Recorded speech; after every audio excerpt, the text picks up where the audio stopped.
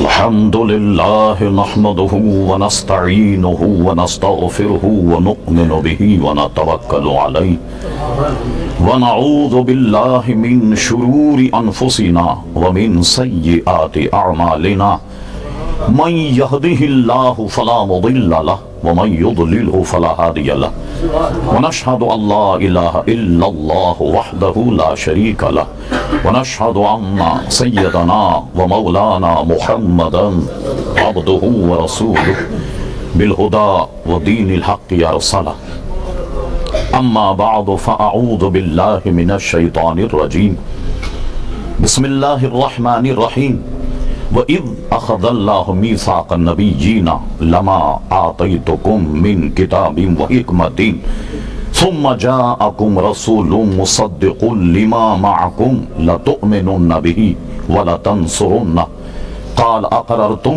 وَأَخَذْتُمْ عَلَى ذَلِكُمْ إِصْرِي قَالُوا أَقْرَرْنَا قَالَ فَاشْهَدُوا وَأَنَا مَعَكُمْ مِنَ الشَّاهِدِينَ صدق الله مولانا العظيم وصدق رسوله النبي الكريم إن الله وملائكته يصلون على النبي يا أيها الذين آمنوا صلوا عليه وسلموا تسليما اللهم صل على سيدنا ومولانا محمد معوض الجود والكرم وآله وبارك وسلم صلاة وسلام عليك سيدي يا رسول الله. گرامی قدر جگر گوش امیر ملت مختوم و محترم پیر سید منور علی شاہ صاحب قبلہ دامت برکاتہم العالیہ، مفکر اسلام مختوم محترم حضرت علامہ مولانا سید عبدالقادر صاحب جیلانی دامت برکاتہم العالیہ، لائق صد احترام مشائخ عظام علماء کرام حاضرین مجلس،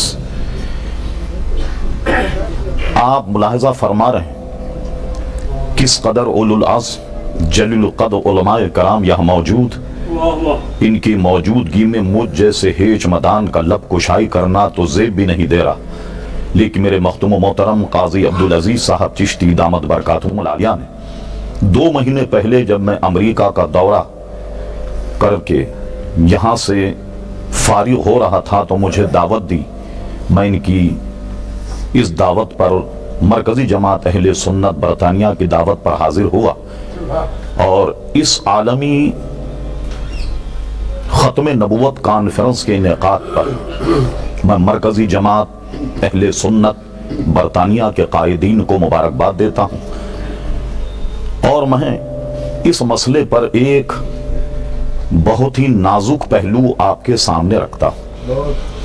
قرآن مجید فرقان حمید کی جو آیت میں نے پڑھی اس کا مرادی معنی کچھ یوں ہے، وَإِذْ أَخَذَ اللَّهُ مِيثَاقَ النَّبِيِّينَ، اے میرے محبوب صلی اللہ علیہ وسلم ذرا یاد کرو اس وقت کو کہ جب ہم نے تمام انبیاء کرام علیہ السلام سے ایک عہد لیا، ایک میثاق لیا، اور اس میں یہ فرمایا گیا لما آتیتکم من کتاب و حکمت، جب میں تمہیں عطا کروں گا کتاب اور حکمت سے، فرما ثم جاءکم رسول، اور تم سب کے بعد میں میرا رسول آئے گا۔ لفظ ثم نے یہ فائدہ پہنچایا کہ نبی کریم صلی اللہ تعالی علیہ وسلم کے بعد آپ کوئی نبوت کا تصور ہی نہیں۔ مرزائی عموماً یہ کہتے ہیں کہ جب تم نے یہ کہہ لیا کہ حضور کے بعد کوئی نبی نہیں آئے گا تو عیسیٰ علیہ السلام تو آئیں گے، ان کے متعلق تمہارا کیا پروگرام؟ اور ان کمبختوں نے پروگرام آپ جانتے ہیں کیسا بنایا، طریق واردات کیسا تھا، کہا جو عیسیٰ علیہ السلام کی آنے کی بشارتیں ہیں وہ میں ہوں، من بعد اسمہ احمد، جس احمد کی بشارت عیسیٰ علیہ السلام نے دی وہ میں ہوں۔ اچھا اب کہا وہ عیسیٰ کا کیا بنے گا جو آنے والے؟ ان کمبختوں نے کہا عیسیٰ علیہ السلام یروشلم سے گزر کر پشاور کے راستے سے مقبوضہ کشمیر پہنچے اور مقبوضہ کشمیر میں ان کا انتقال ہوا اور وہاں ان کا مزار ہے، اور فرمایا آپ نے کیسا فلسفہ گھڑا کہ عیسیٰ علیہ السلام کی وفات میں لوگوں کو الجھا دیا، عیسیٰ علیہ السلام کی حیات میں لوگوں کو الجھا دیا۔ میں کہتا ہوں کہ حضور کے بعد عیسیٰ علیہ السلام اگر جلوہ گر ہوں، ختم نبوت کے مسئلے میں فرق کیسے آئے گا؟ جبکہ حضور علیہ السلام شب معراج جب مسجد اقصیٰ گئے، 1,24,000 انبیاء کرام علیہ السلام اپنی اپنی قبور میں سے نکل کر حضور کی اقتداء میں نماز پڑھنے آ گئے۔ ارے جب 1,24,000 کم و بیش حضور کی خدمت میں آ گئے تو ختم نبوت کے مسئلے میں کوئی فرق نہ آیا، تو عیسیٰ علیہ السلام کے آنے میں کیسے آ جائے گا؟ اور کیجئے آپ اس مسئلے اور اس کے بعد میں عزیزان گرامی، اگر آپ تاریخی حقائق اگر آپ ذہن میں رکھیں تو ساری بات آپ کی سمجھ میں آ جاتی۔ میں یہاں سے شروع کرتا ہوں۔ سلطان ٹیپو نے 1799 میں شکست کھائی۔ اس کے شکست کھانے کے بعد انگریز نے دیکھ لیا کہ اب اس کی جوڑ کا کوئی آدمی موجود نہیں۔ اس کے بعد اگرچہ یہ تحریک کو انگریز نے دبایا، مگر 1857 میں یہ تحریک چلی اور گلی گلی چلی، قریہ قریہ چلی، شہر شہر چلی۔ جناب علامہ فضل حق خیر آبادی رحمت اللہ تعالی دہلی کی جامع مسجد میں بیٹھ کر انگریز گورنمنٹ کے خلاف جہاد کا فتویٰ دے دیا۔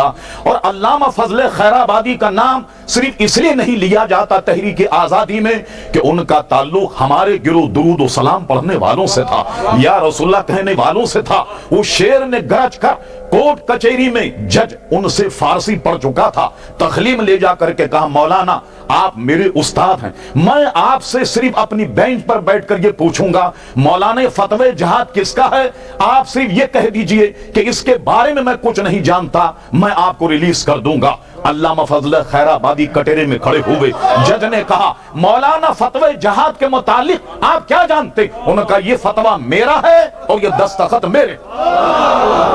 دیکھیے صلح نہیں کی۔ جزائر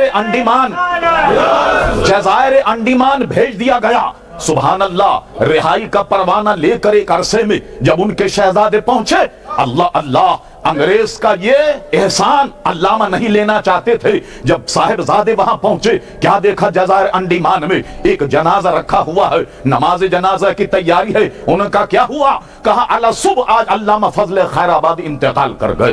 انگریز کے آزاد کرنے سے پہلے رب کریم نے اپنے مجاہد کو آزاد کر دیا۔ اب جب یہ تحریک چلی، جزائر انڈیمان میں بڑے بڑے علماء کو پھانسی دے دی گئی، سزائے موت دے دی گئی۔ اس کے بعد انگریز سر جوڑ کر بیٹھا۔ یہ حقائق یہاں بھی آپ دیکھ سکتے۔ انہوں نے کیا کیا جناب؟ 1869 میں 2 وفد بنائے، ایک پادریوں کا اور ایک جناب سر ولیم کی قیادت میں، تاکہ یہ ہندوستان پہنچ کر مسلمانوں کا ذہن معلوم کرے کہ یہ کیا کہتے ہیں۔ سیاسی وفد جو گیا اس نے اپنی رپورٹ یہ دی کہ ہندوستان کا مزاج یہ ہے کہ یہ کسی کے ماتحت رہنے کے گویا قائل نہیں، اور جذبہ جہاد اس میں ان میں ایسا کوٹ کوٹ کر بھر دیا گیا کہ جب علماء ان کے یہ کہہ دیں کہ جہاد ہے تو یہ اپنے بال بچوں کو بھی نہیں دیکھتے، گھر بار کو بھی نہیں دیکھتے اور اپنی جان قربان کر دیتے ہیں۔ لہذا کوئی حکمت عملی ایسی اختیار کی جائے کہ مسلمانوں سے جذبہ جہاد کو سرد کر دیا جائے۔ پادریوں نے ہندوستان گھوم کر جب رپورٹ دی، آپ ہی کے لندن کے وائٹ ہال میں ایک کانفرنس 70 میں ہوئی اور دونوں نے اپنی اپنی رپورٹ پیش کی۔ سنیے پادری والی رپورٹ نے کیا کہا۔ پادریوں نے کہا ہم نے جب ہندوستان کو دیکھا، یہاں پیروں کو ماننے والے لوگ بہت زیادہ، اپنے نبی کے بڑے شہدائی حضور کی گستاخی برداشت نہیں کرتے، اور وہ گویا حضور کے نام پر سب کچھ قربان کر دینا چاہتے۔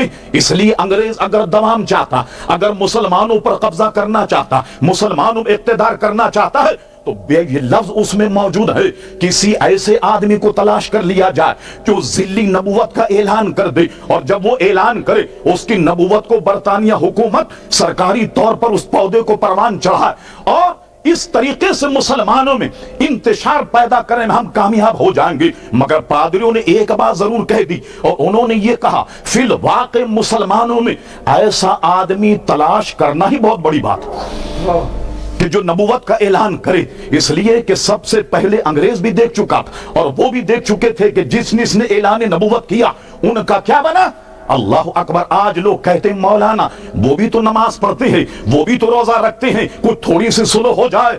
مسیلمہ کذاب سے ایک مرتبہ مضافات مدینے میں جب حضور سے ملاقات ہوئی, آپ تشریف لے گئے, وہ کہنے لگا کہ یہ کہہ دیجئے کہ جب تک آپ زندہ آپ نبی, اور جب آپ کا وصال ہو جائے تو میں نبی, یا یہ طے کر لیجئے کہ شہر آپ کے دیہات میرے, کچھ نہ کچھ تو معاملہ ہو جائے.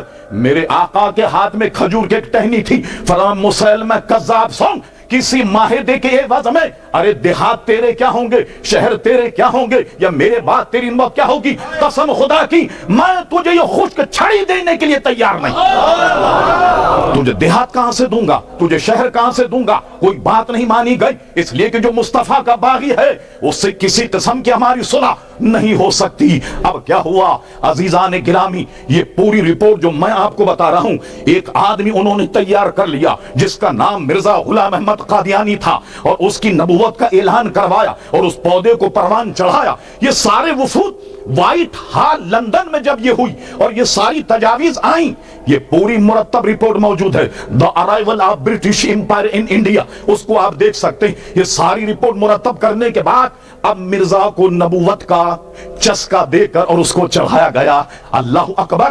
علماء موجود ہے, ہم نے حدیثوں میں پڑھا پیارے مصطفیٰ ابھی دنیا میں جلوہ گر نہیں ہوئے اور عالم ارواح میں حضور کے لیے میثاق لیا جا رہا, اور جب پیدا ہوئے معتبر علماء نے لکھا, شیخ محقق نے بھی لکھا کہ حضور نے جب سجدہ فرمایا, پہلے سجدے میں لبہائے مبارکہ جنبش کر رہے, دائیوں نے اپنے کان لبہائے مصطفیٰ کے قریب کیے تو انہوں نے سنا کہ یا ربی حولی امتی, امتی کی سزا بلند ہو رہی ہے. سچے نبی کی شان تو یہ ہے کہ عیسیٰ علیہ السلام کے لیے جب حضرت مریم علیہ السلام کے پاس لوگ پہنچے, انہوں کا جو پوچھنا ہے اس بچے سے پوچھو. انہوں نے کہا بچہ تمہاری پاک دامنی کیا بیان کرے گا, سنیے جو سچا نبی ہو وہ ایک ہی دن کا کیوں نہ ہو. قوم جب مخاطب ہوئی, عیسیٰ علیہ السلام نے کہا قال انی عبد اللہ آتانی الکتاب وجعلنی نبیا, میں اللہ کا بندہ ہوں, اللہ نے مجھے کتاب بھی دی ہے, نبوت کا تاج بھی میرے سر رکھا. سچے نبی کی شان تو یہ کہ پیدا ہوتے کہے وجعلنی نبیا,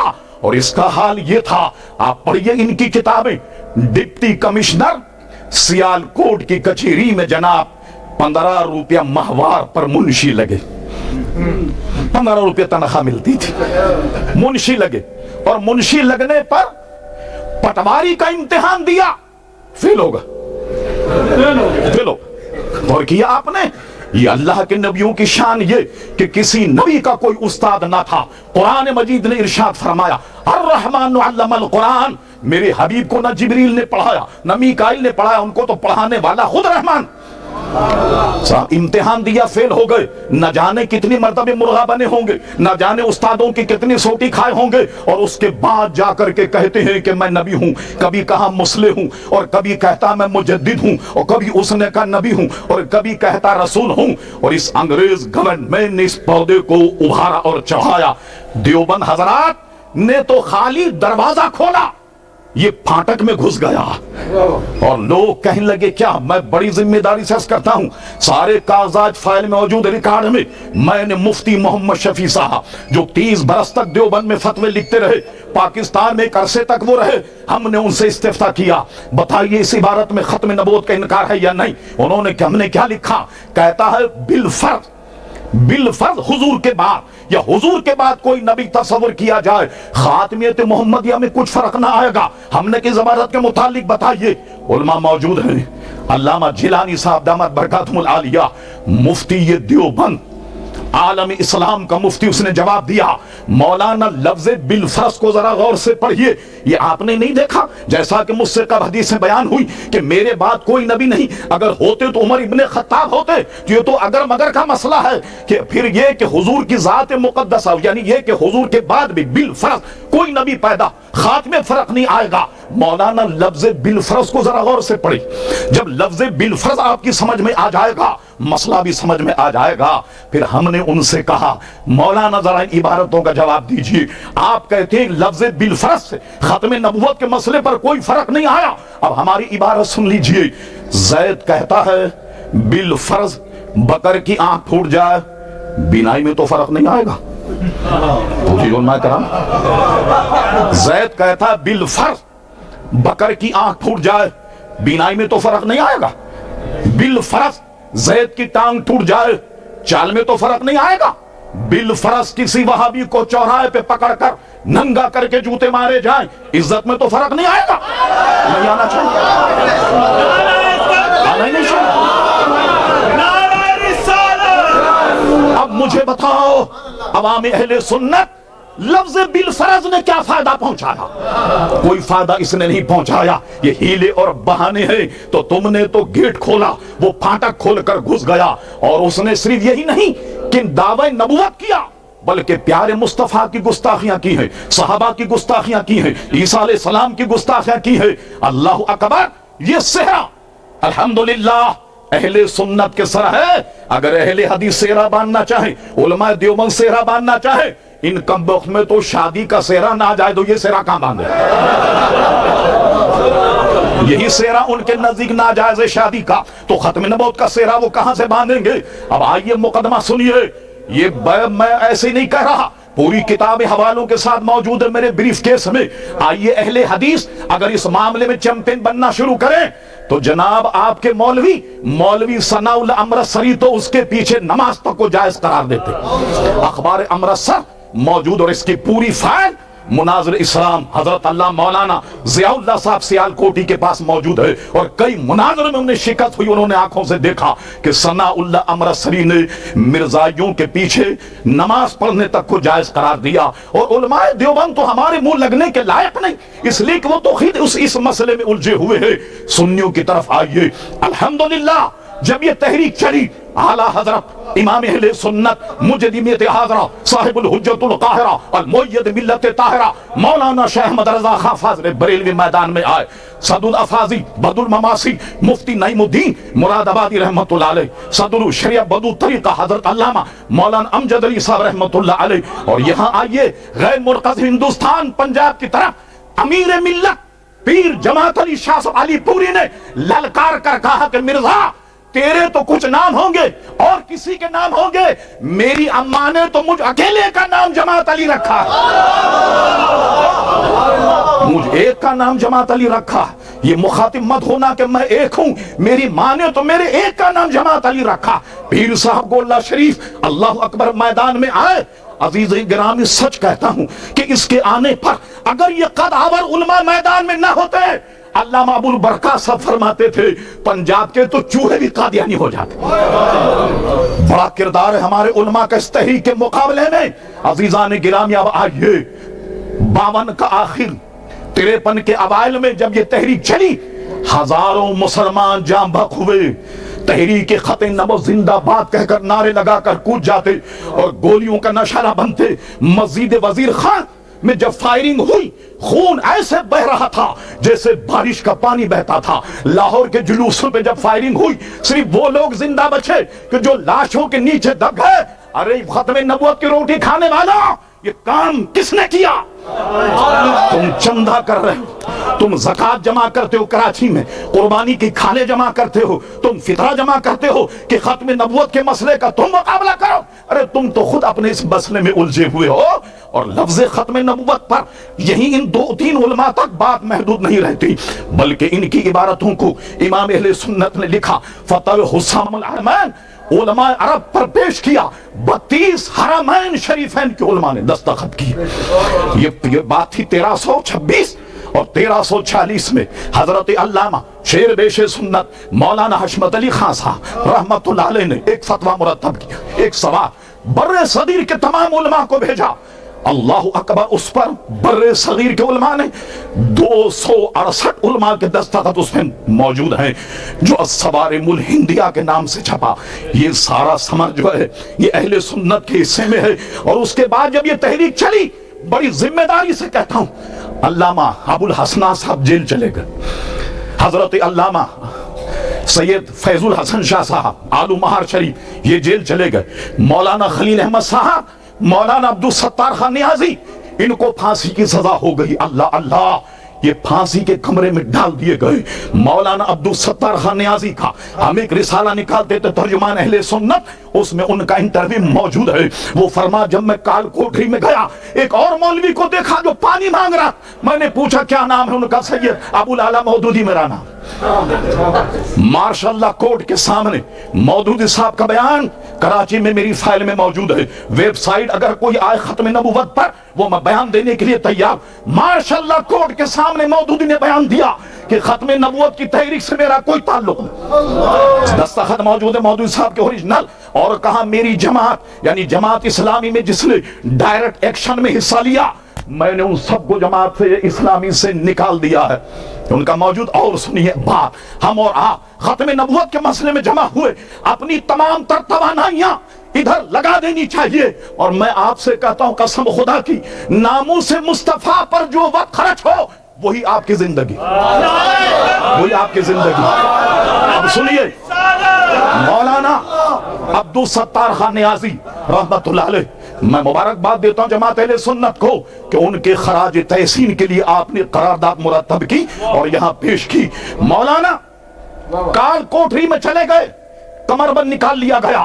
مولانا خلیل احمد قادری, مولانا عبدالستار خان نیازی, اور اس کے بعد میں ان کی سزا عمر قید میں جب تبدیل ہوئی, کسی اخبار والے نے پوچھا مولانا آپ کی عمر کیا ہے؟ مولانا نے کہا میری عمر 6 دن اور 7 رات. کہ مولانا اب اتنے لمبے چوڑے آدمی یہ کیا مذاق کر رہے ہیں کہ آپ کی عمر 6 دن اور 7 رات.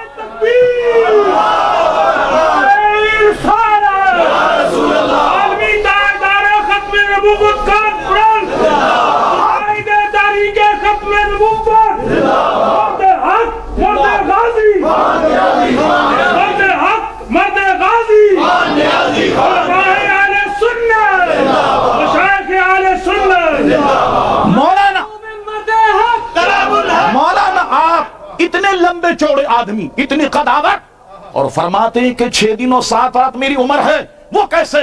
اخبار والے ہنسنے لگے. مولانا کا سنو, کال کوٹری میں ختم نبوت کے مسئلے میں جتنے دن اور راتیں میں نے گزاری قسم خدا کی وہی میری عمر, وہی میری عمر ہے. اور باقی عمر تو جو ہے وہ میں نے جانے کہاں ضائع کی, مگر عمر وہی ہے جو میرے آقا کے لیے میں نے جیل کی کاٹ کوٹری میں گزاری ہے.